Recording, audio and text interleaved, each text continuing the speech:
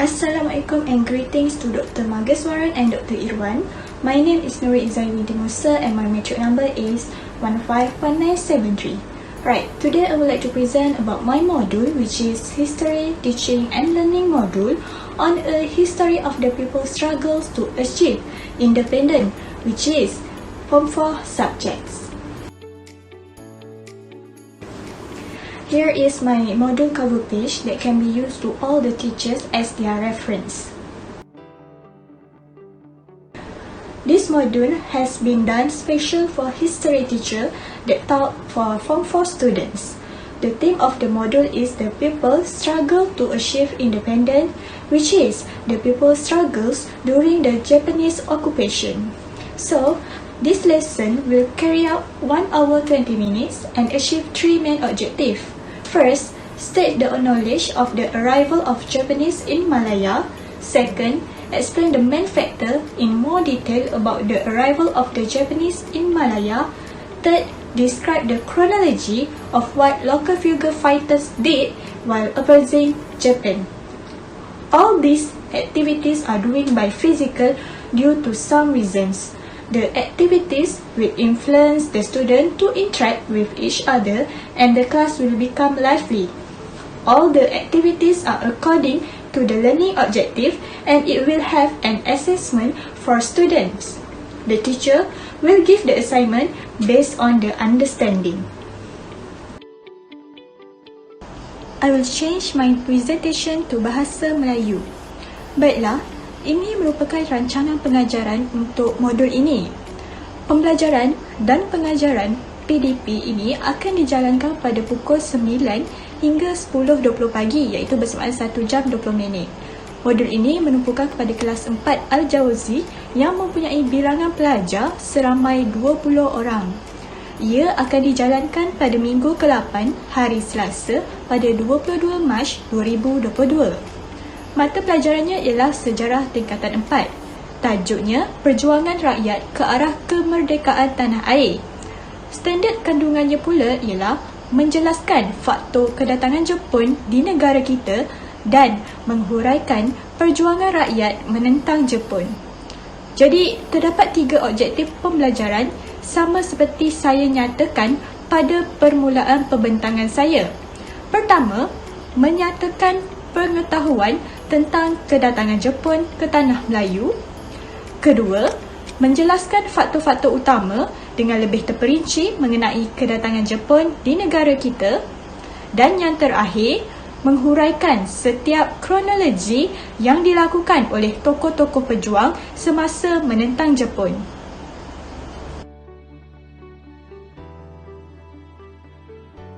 Seperti yang saya nyatakan sebelum ini, semua aktiviti ialah aktiviti fizikal, iaitu set induksi, tembak pantun, tanah tumpah darahku, kuis interaktif dan diakhiri dengan rumusan.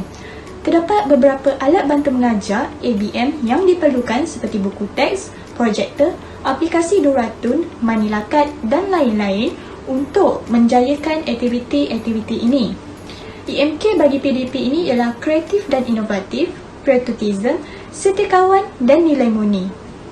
Refleksi pula berdasarkan penguasaan pelajar sama ada diberi latihan pengukuhan ataupun latihan pemulihan.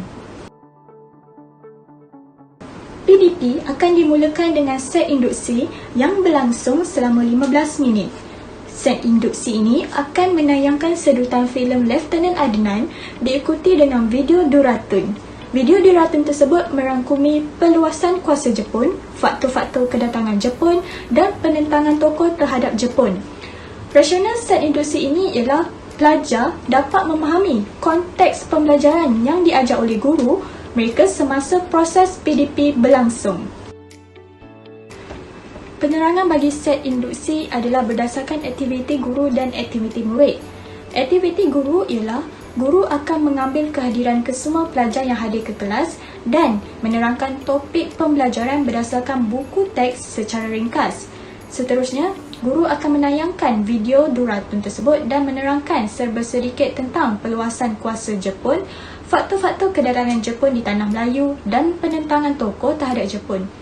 Guru juga akan bertanyakan soalan pendek dan kemudiannya akan membahagikan dua kumpulan iaitu kumpulan A dan kumpulan B. Satu kumpulan bersamaan 10 orang. Aktiviti murid pula, pelajar perlu duduk di tempat masing-masing dan membuka buku teks serta mendengar penerangan daripada guru mereka. Pelajar juga perlu mencatat isi penting berdasarkan video yang telah ditayangkan dan murid duduk mengikut kumpulan yang telah ditentukan oleh guru mereka. Terdapat beberapa alat bantu mengajar yang diperlukan bagi set induksi ini dan saya telah menyediakan kod QR untuk melihat video penuh mengenai aktiviti set induksi. Video tersebut dimulakan dengan sedutan filem Lieutenant Adnan dan video pembelajaran yang menggunakan aplikasi Duratun seperti yang saya paparkan pada slide. Video Duratun itu akan dimulakan dengan tajuk Perluasan kuasa Jepun di Tanah Melayu dan seterusnya ialah faktor-faktor kedatangan Jepun di Tanah Melayu dan terakhir penentangan tokoh-tokoh tempatan terhadap pendudukan Jepun di Tanah Melayu. Terdapat juga alat bantu mengajar yang lain iaitu peralatan media seperti projektor, skrin pembentangan, pembesar suara dan komputer riba bertujuan untuk menayangkan video tersebut. Seterusnya ialah aktiviti tembak pantun yang akan dijalankan selama 15 minit. Aktiviti ini merupakan aktiviti meneka jawapan berdasarkan pantun-pantun yang diberikan dan ini ialah melalui teori pemecahan masalah. Rasional aktiviti ini ialah guru dapat meningkatkan daya kefahaman pelajar tentang kedatangan Jepun ke Tanah Melayu bersama faktor-faktor kedatangan Jepun ke Tanah Melayu. Penerangan bagi aktiviti tembak pantun, yang pertama aktiviti guru ialah guru meminta kumpulan A untuk memulakan permainan serta menerangkan cara bermain. Guru akan menampal mani lakat yang telah ditulis petunjuk dan memberikan 10 lipatan kertas pantun kepada ahli kumpulan A. Guru juga akan meminta ahli kumpulan A membaca pantun dan menulis jawapan yang telah disediakan. Seterusnya, melekatkan jawapan mereka pada mani lakat mengikut petunjuk yang diberi. Aktiviti murid pula ialah kumpulan A akan mendengar penerangan daripada guru dan mengambil satu lipatan pantun untuk setiap seorang. Mereka perlu membaca pantun tersebut dan menulis jawapan mereka, seterusnya menampal jawapan tersebut. Kumpulan B pula berfungsi untuk memberikan ulasan. Jadi, strategi ini adalah untuk kedua-dua kumpulan memberikan perhatian yang penuh terhadap aktiviti yang dijalankan. Alat bantu mengajar ABM tembak pantun ialah 10 jenis pantun teka-teki yang dibuat oleh saya sendiri dan beberapa peralatan alat tulis seperti gunting, pita pelekat, gam dan marker.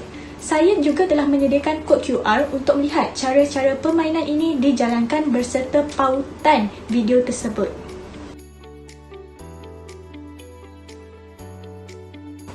Ini pula ialah mani lakat petunjuk yang dimasukkan sebelum dan selepas permainan dijalankan.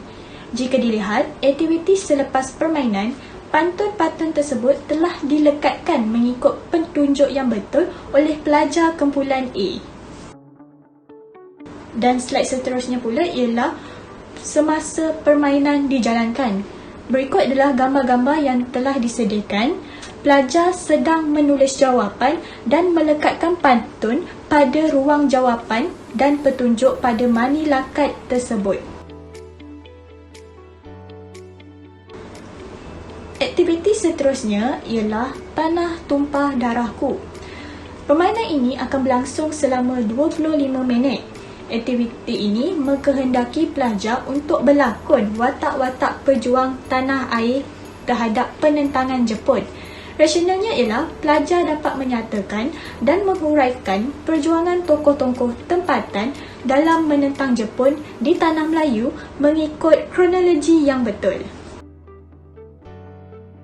Penerangan bagi permainan Tanah Tumpah Darahku ialah guru meminta kumpulan B untuk bermain aktiviti ini dan memberikan masa selama 5 minit untuk pelajar berbincang.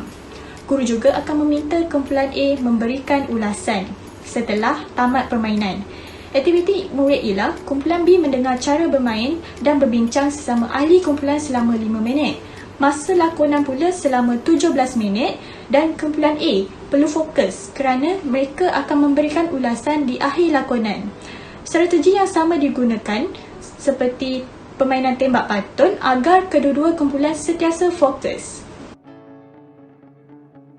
Alat bantu mengajar bagi permainan Tanah Tumpah Darahku ialah buku teks pada bab perjuangan rakyat menentang pendudukan Jepun. Gambar di atas ialah gambar pelajar sedang berbincang bersama ahli kumpulan iaitu selama 5 minit.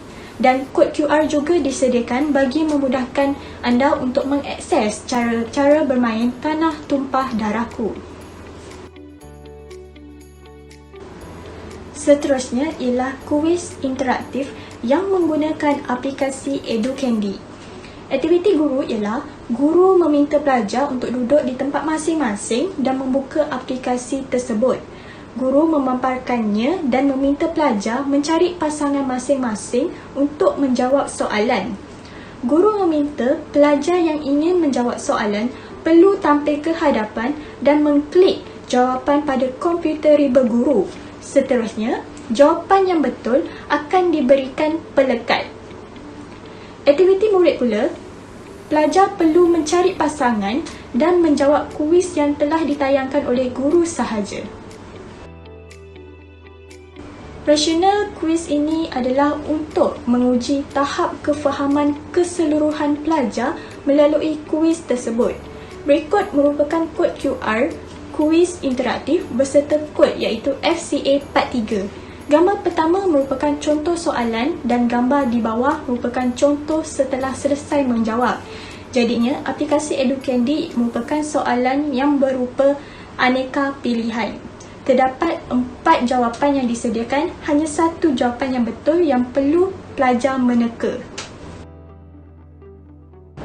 Ini pula merupakan contoh borang penilaian kuis interaktif yang memerlukan guru menampal pelekat kepada pelajar yang menjawab jawapan yang betul dan sedikit catatan daripada guru tersebut sama ada pelajar menguasai ataupun sebaliknya. Akhir sekali ialah rumusan. Aktiviti guru ialah guru membuat rumusan topik pembelajaran secara menyeluruh kepada pelajar dan meminta pelajar untuk membuat sedikit rumusan tentang pembelajaran pada hari tersebut mengikut kefahaman mereka. Guru juga memberikan kerja rumah dan menangguhkan waktu pengajaran dan pembelajaran TDP dan pelajar perlu fokus terhadap rumusan yang telah diberikan oleh guru dan menyatakan rumusan mereka sendiri. Pelajar juga perlu membuat kerja rumah tersebut dengan sebaiknya. Rumusan yang dijalankan adalah selama 15 minit. Rasional kerja rumah yang diberikan kepada pelajar adalah untuk membuat penilaian kepada pelajar tentang topik pembelajaran dan kod QR serta pautan telah disediakan untuk melihat contoh tugasan kerja rumah, skema jawapan dan rubrik permakahan. Gambar pertama ialah muka depan tugasan kerja rumah dan kerja rumah terbahagi kepada 3 bahagian iaitu pertama, soalan aneka pilihan, soalan struktur dan terakhir soalan esei. Gambar seterusnya ialah contoh aneka pilihan. Seterusnya ialah contoh soalan struktur yang mempunyai soalan 6 dan 7 dan soalan esei. Semua soalan ini berdasarkan teori Bloom taksonomi yang memerlukan pelajar berfikir aras tinggi. Seterusnya ialah contoh muka depan skema jawapan yang disediakan oleh guru sendiri dan rubrik permakahan iaitu mempunyai tahap tidak memuaskan, memuaskan, baik dan cemerlang untuk diberikan klasifikasi kepada pelajar. To sum up, all the activities are aligning with the 3 learning objectives. So the teacher can use this module as their reference and can add or make variations. This is because it is not too dependent on the material needed. The teacher can use the existing material to do these activities. Indirectly, the teacher can detect the student who can think critically about this topic. That's all for me. I hope this module can help the teacher who taught in history. Thank you.